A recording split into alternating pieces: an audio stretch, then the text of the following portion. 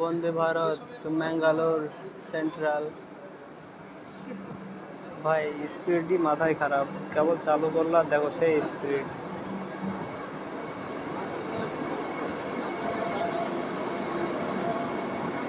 একদম ফুল train AC,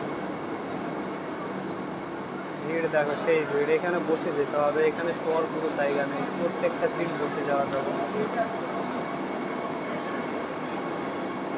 প্রত্যেকটা seat বসে যাওয়া যাবে, একটাও মানে কি বলবো স্লিপার অন্য কিছু কিচ্ছু নেই, বসে বসে যেতে হবে।